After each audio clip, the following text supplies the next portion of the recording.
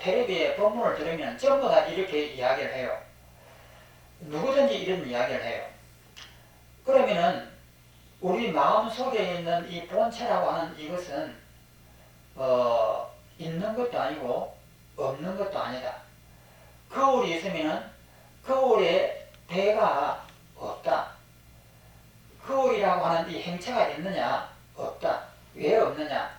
너무나 맑고 투명하기 때문에 없다. 없지만은 그 거울의 표면에 새가 날아가면 새가 그림자가 비친다. 그리고 새가 지나가고 나면 그림자가 또 사라진다. 사라진다 하더라도 거울 자체에는 흔적이 없다. 이런 비유를 가지고 이것이 바로 본성이고 본체다. 이렇게 설명을 합니다. 그래서 이 본체만 알고 있으면 깨달음이다. 이것을 서가모니는 반대를 했습니다.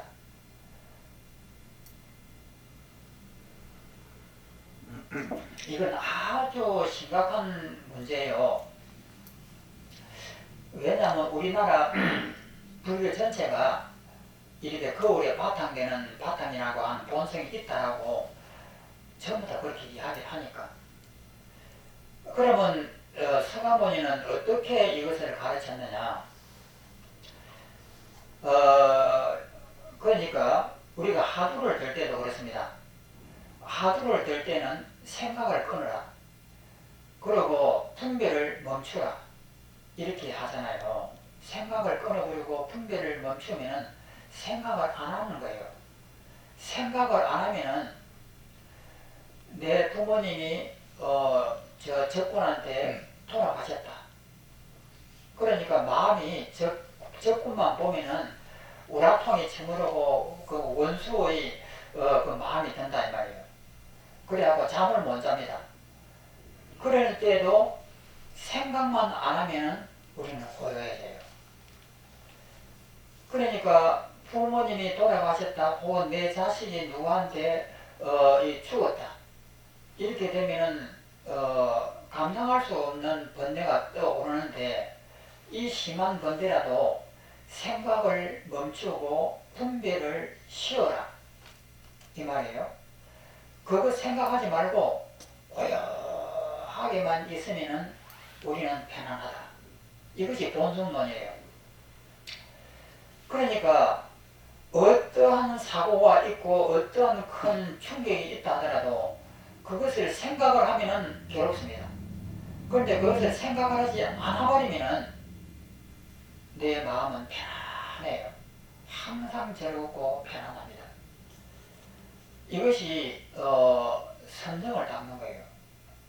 오매이려 몽중이려 숙면이려라고 하는 선정의 최고의 핵심인 이 세 가지를 닦으면은 화두라고 하는 이 것에다 몰입을 딱 하고 있으면은 누가 나를 갖다가 뺨을 때린다 하더라도 생각을 일으키면은 부해가 일어나요. 왜 저 사람이 나를 무시하지? 하고 부해가 팍 일어나는데 생각을 안 해버리면은 안 일어난다 이 말이에요. 그러니까 이 수행은 문제를 해결하려고 하는 것이 아니고 문제를 덮어버리는 거예요. 덮어버리고 생각을 안 해버리면 우리는 마음이 고요해진다. 이 방법이에요. 그러면 이렇게 언제까지 이렇게 고요한 상태로 있을 것이냐? 항상 그러면 영이 죽을 때까지 이 문제는 해결하지 않고 조용하게 있을 것이냐?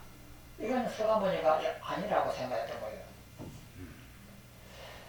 그러면 뭐냐면은 생각을 떠오르지 말고 분별을 쉬어라고 하는 이 말씀은 서가모니의 가르침이 아니에요.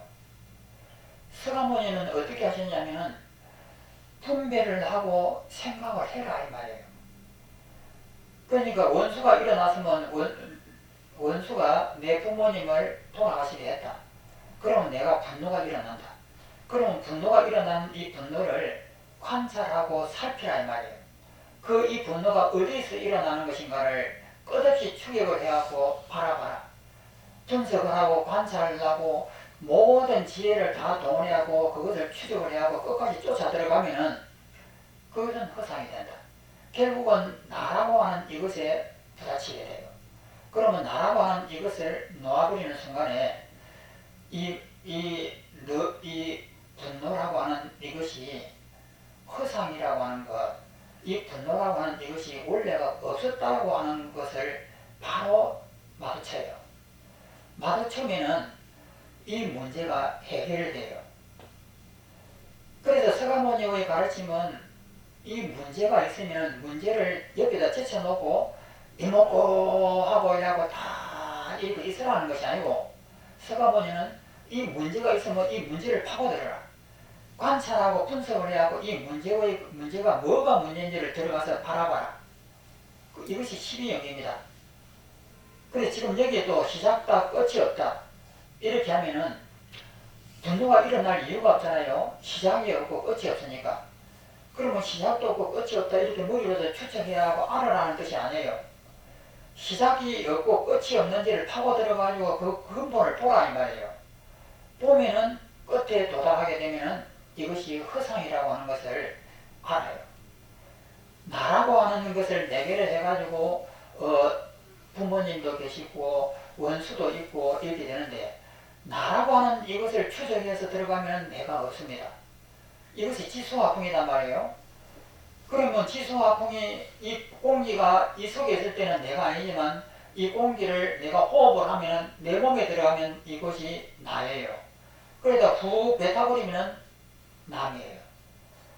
그러면 공기가 내 속에 잠시 머무를 때는 나라고 했다가 이쪽으로 싹 빠져나가면 남이에요. 물도 마찬가지고 태양의 에너지도 마찬가지고 흙의 곡식도 마찬가지예요. 그러면 이것을 철저하게 보고 들어가가지고 인연이구나 라고 이렇게 추측해서 하지 말고 끝까지 추적을 해야 하고 싹 들어가서 보면은 결국은 내가 살려고 하는 데에서 이런 것이 생긴다라고는 알아요. 그러면 살려고 하는 의지를 탁 놔버리는 순간에 내가 사라져버려요. 사라지면서 그때부터 아는 거예요. 내가 없으면은 앞과 뒤가 없고 흘러가는 물을 바라보면은 흘러감이 없는 거예요. 흘러간다라고 하는 이것은 옆에 있는 돌이 있기 때문에 돌은 정지해 있고 물은 흘러가니까 이 두 가지를 비교해 보면은 흘러가는 것이 보입니다. 그러면 이 비교하는 것은 뭐냐면 내가 있어서 비교를 해요. 그러면 나가 사라지고 나면은 물은 흘러가고 돌은 정지해 있는 것이 아니고 물을 바라보면 물 자체가 내가 돼요. 그러면 물 자체가 되면 그 속에는 흐름이 없는 거예요. 이렇게 자기 눈으로 직접 체험해가지고 이것을 보는 것이 지혜예요. 그런데 그렇지 않고 추측을 해갖고 지식을 이용해갖고 있는 것처럼 시작도 없다 끝도 없다라고 이렇게 머리로서 계산을 해갖고 그렇구나 라고 이해하는 것은 안 된다 이 말이에요. 그래서 서가모니의 가르침은 생각을 끊고 분석을 멈추라고 하는 것이 아닙니다. 끝까지 파고 들어가가지고 관찰하고 분석을 해가지고 그것이 실제 무엇인지 정확하게 아는 것이에요. 알면은 그것에 대한 번뇌에서 벗어나버린다. 이것이 서가모니 가르침이고, 요즘에 우리나라에서 가르치고 있는 모든 수행법은 이거하고는 다릅니다. 생각을 멈추라. 그리고 분별을 끊어라. 그러면 아무것도 생각을 하지 않으면은 마음은 고요해져요. 고요해지고 그냥 텅 비어지는 거예요. 그러면서 무한대의 대호응이 나타나요. 이것이 제5선정입니다. 공무변처 선정이에요. 그런데 그 다음에 제6선정은 10무변처 정이에요. 처음에는 내가 사라지면은 하나가 딱 되는데 대허공이 되는 거예요. 그런데 그 허공을 뭔가를 자세히 보면은 의식이 무한대예요. 그 다음에 의식이 무한대인 것을 또 보면 그 속에는 어떠한 소유라고 하는 것이 아무것도 없습니다. 그것이 제7선정이에요. 그러니까 서가모니가 제일 처음에 궁에서 나와가지고 수행하기로 마음먹었을 때에 첫 번째 만났던 사람이 제7선정을 얻은 알라마 깔라바예요. 그 알라마 깔라바가 얻은 것이 무소의 천입니다. 그러니까 제5 공무변처정을 정과 제6 식무변처정과 제7 무소유처정, 그 다음에 이 알라바 깔라바의 스승이 제8선정인 비상비비상처정이에요. 이것을 서가모니가 빠르게 습득을 하고는 이것을 버리게 돼요. 왜냐면은 생각을 안 해버리면 번뇌가 없으니까 마음은 편한데 문제 해결이 안 되는 거예요. 그러니까 생각을 다시 일으키면은 그 문제는 옆에 그대로 있는 거예요. 그럼 이렇게 하고는 안 된다. 그래서 이것을 이 선정을 포기합니다. 그러면서 6년 동안 고행을 해가지고 고행 속에는 없다는 것을 알고는 거기서 고무방법을 터득을 해요. 무엇을 터득하냐면은 관찰이에요. 그래서 6년 고행을 그만두고 수다타로부터 죽을 얻어 잡수고는 보리수 밑에서 12연기를 관찰합니다. 뭐냐면 분석하고 관찰하고 이렇게 따지는 거예요. 나라고 하는 것이 과연 무엇인지를 이렇게 따져 들어가면 결국은 이것이 허상이라고 하는 사실을 체득을 해버린 거예요. 그래서 깨달음을 얻으셨는 거예요. 깨달음이라는 건 뭐냐면 사물의 이치를 파고 들어가가지고 그 끝을 보는 거예요. 끝을 보니까 결국은 이 세상은 가상세계였어요. 우리는 시작이 있고 끝이 있다고 생각했는데 태어남이 있고 죽음이 있다고 했는데 이것이 가짜였다는 말이에요. 내가 사라지고 이 책상을 딱 보는 순간에 이 책상 자체가 비어있는 거예요. 그러니까 시작이라고 하는 것도 내가 만든 망념이고 끝이라고 하는 것도 내가 만든 망념이다. 이 망념을 깨버리고 나면은 내가 사라지고 내가 사라져서 이 세상을 바라보는 순간 이 세상은 나와 떨어져 있는 바깥에 있는 것이 아니에요.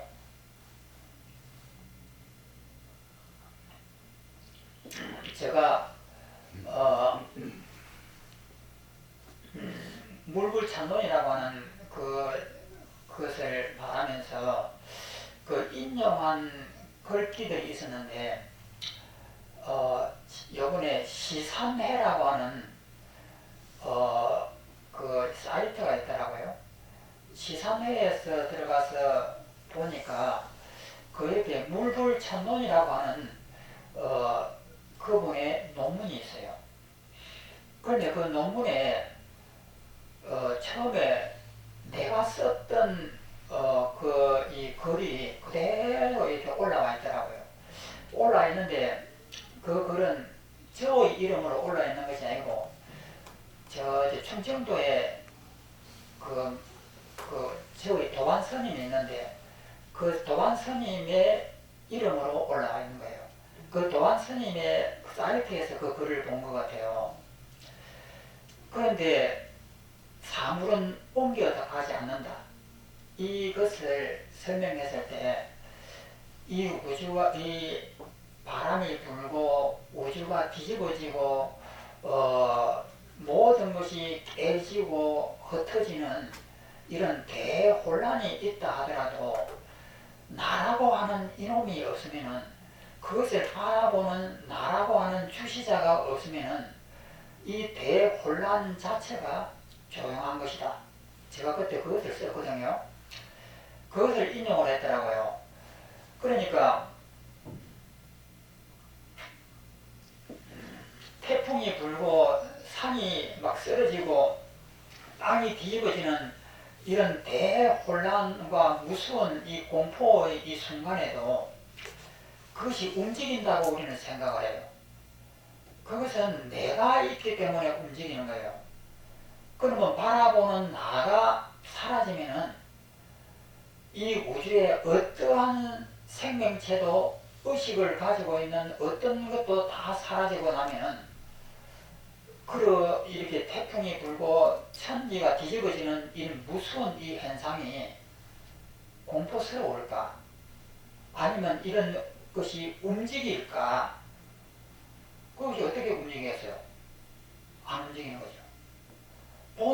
내가 있으니까 그것이 움직이는 거예요. 내가 죽을까 싶어서. 그런데 보는 내가 없는 상태에서 이 우주가 뒤집어지든 이 우주가 끓건 그것은 움직임이 없는 것이에요. 그래서 나라고 하는 이것이 있으니까 시작이 있고 끝이 있는 거예요. 그런데 내가 없으면은 시작과 끝이 없는 겁니다. 이것은 머리로서 아무리 생각해도 안 되는 거예요. 내가 직접 없어져 봐야만이 아는 거예요. 그래서 여기서 나오는 이 시작과 끝이 없다라고 하는 이것은 머리로서 추측을 해하고 이해하려고 하면 안 됩니다. 시작과 끝이 없고 생사가 없다라고 하는 것은 내가 내 집착의 놔야 돼, 집착을. 내 머릿속에 있는 이 모든 개념을 부숴버리지 않으면 절대 안 되는 거예요. 이 개념에 의해서 시작이라고 하는 개념이 내 머리에 있고 끝이라고 하는 개념이 내 머리에 있기 때문에 이 머릿속에 있는 이 지식을 가지고 계산을 하기 때문에 시작과 끝이 있는 거예요. 그 계산을 하는 그 개념 자체를 부숴버려야 돼요. 부숴버리고 나면은 시작이라고 하는 이것과 끝이라고 하는 것은 없는 거예요. 이것은 머리로서 이해하는 것이 아니고 자기가 직접 체험되지 않으면 알 수 없는 거예요. 그래서 이 충동은 머리로서 헤아리면 안 됩니다. 이것은 내 스스로가 죽어야 돼요. 또 보겠습니다.